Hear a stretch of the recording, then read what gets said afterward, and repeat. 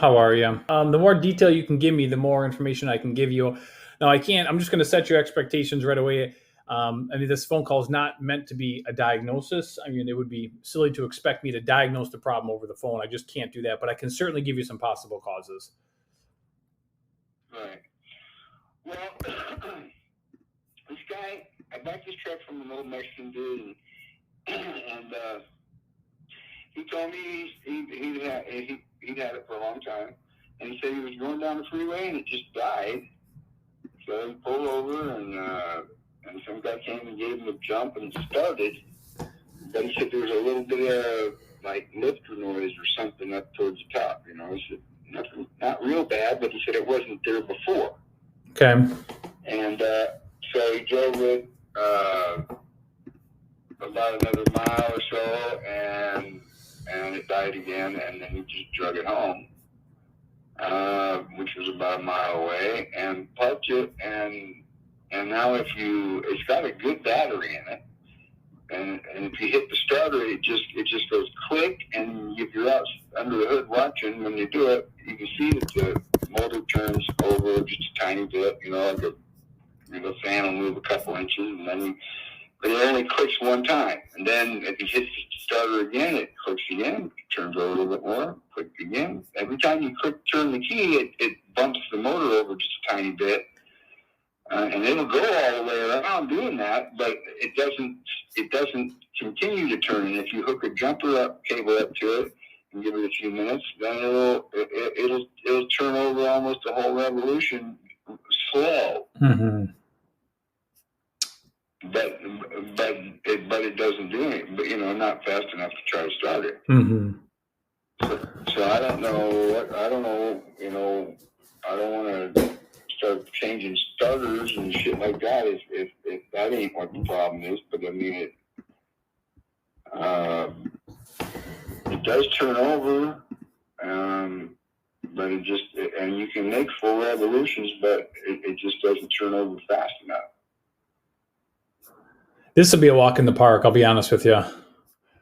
All you have to do is make sure the engine isn't locked up. You can remove the serpentine belt to make sure that like the AC compressor or none of the pulleys under the hood are, preventing the crank from turning. So move the serpentine belt, and then take a socket with a breaker bar, rotate the engine by hand, make sure it's not locked up or really hard to turn. It's going to have compression, and that's normal.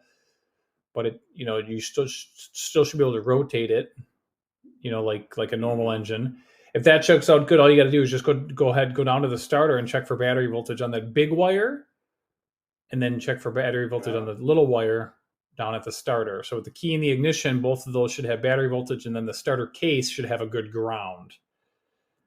And based on what you're telling me, I can almost guarantee you're going to find the problem when you run this test. If the starter case doesn't have a good ground, the engine block doesn't have a good ground. If you have low voltage down at the starter, either you have a bad battery or you have a bad connection between the battery and the starter. Maybe that cable's bad. Or maybe the signal's not reaching the starter, although I don't think that's going to be the case because it does engage every single time. So I think the little wire is going to have battery voltage. So it tells me either the engine is something's binding or insufficient ground, or we got low power to the starter, or we just got a bad starter. But a starter itself won't cause the engine to stall out. Right. Well, that's the part. Yeah, that's the part that makes me. The cable or the wire wouldn't either. Right? If it's got a bad connection, to the rest of the vehicle, I've seen like a bad connection cause the engine to stall. That's possible, but the starter itself won't. Right. Now, if there's noise in the top end and something up there come loose or something that would be causing it to have a hard time turning over? Yeah.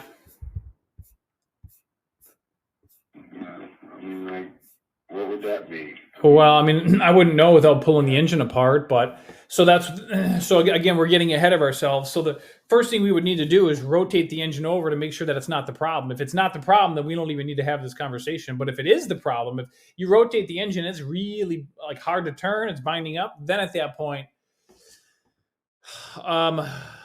to answer your question, again, I think we're getting ahead of ourselves, but to answer your question, I would start by removing the spark plugs, make sure the engine's not hydrolocked, and then you could pull off the valve covers, make sure you don't see anything broken, and maybe even pull the front timing cover. That's quite a bit of work. So I wouldn't recommend doing that until we've run that test. Right. Okay. So pull the belt off, and then just put a birch bar on there underneath there and see if I can move it. Absolutely. Or try to move it, or just try to turn it with the key. Oh yeah. Yep. Okay. And then go from there and check voltage and see where we're at. And hopefully hydrolock. What does that mean? If there's like coolant or water or some sort of liquid inside the combustion chamber, because you can't compress liquid, so you can put it under pressure. I've had this conversation, argument with a lot of other technicians. Like a garden hose, you can put it under pressure, but you can't compress liquid, right? So that's why hydraulics are so strong. So if you had a blown head gasket, again, and then coolant got into the combustion chamber, and now we have hydrolock, I don't think that's what's going on. I'm just thinking outside the box because, that's my job. So. Right. No, I've had that. I had a car that had a blown head gasket, and at one point it had so much water in one cylinder that it wouldn't turn over. Yeah, that does happen. And just because, a vehicle has a blown head gasket doesn't automatically mean it's going to hydrolock, but in extreme cases, yeah, and especially on a Ford. I don't think I've ever even seen it on a Ford. So I don't think we even need to have this conversation, to be honest with you. I think we're really getting ahead of ourselves. We need to run the test. The proof is in the pudding. The proof is in the test. Let's just run the tests and see where it brings us. Okay. All right. Well, hey, thank you very much. I appreciate it. I'll go try that. All right. You bet. You're welcome. Good luck. Yeah. Bye. Bye-bye.